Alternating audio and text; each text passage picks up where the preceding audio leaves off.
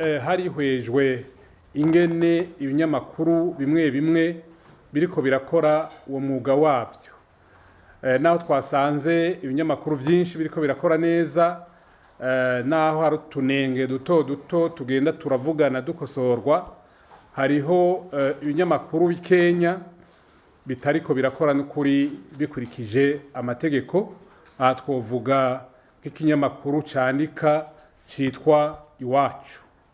Ico kinyamakuru twaragikebuye, twarahamagaye abakirongoye, turagira imibonano itari mike, turabereka aho batariko barakora neza, turabereka aho bariko barihenda. Hanyuma turumvikana yuko bagiye kwikebuka, ariko naho biruko babandanije bakora amakosha atandukanye. Uravye mu binyamakuru nka vyose bisohoka, kimwe kimwe cyose uragisangamwo amahinyu. Kubw'ivyo rero abagize urugwego baciye bafata ingingo yuko ico kinyamakuru cohabwa urwandiko rw'inkebuzo kugira ngo turabe ko cohindura ingene kiriko kirakora. Nivyo rero twafashe, ariko tukaboneraho akaryo ko guhanura abamenyesha makuru cyane cyane abarongoye ico kinyamakuru, kwiyo uri kukorera mu gihugu ukagomba gutanga amakuru agiturira, ata kintu na kimwe uzoba uriko urafasha. Iyo uri gutanga amakuru ahengamye, nta kintu na kimwe uriko urafasha. Tukabibutsa yuko igihe turimwo atari ico gutanga amakuru adatohoje neza, kuko birashobora kugira ingaruka mbi nk'uko twabibonye mu myaka iheze. Tukizera yuko rero iyo nkebuzo bagiye kuronka izoheza igafasha kugira ngo bikosore.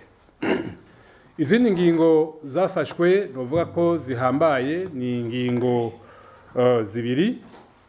Ni ingingo ya mbere yo guha uburenganzira iradiyo yitwa Impano FM ikorera Imubimbi, yahawe uruhusha rwo gukorera ku mugaragaro.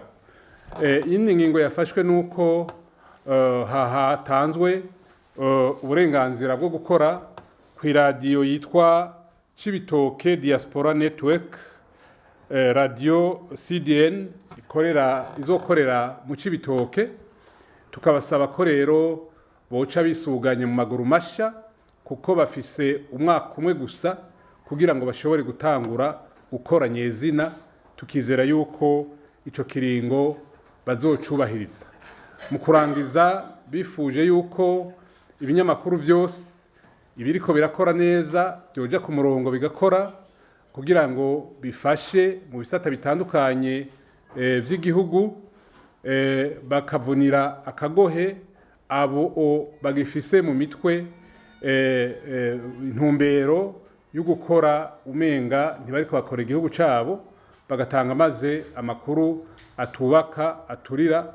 Abo rero basabwe ko bokwikubita agashi hakiri kare amazi atararenga inkombe. Murakoze.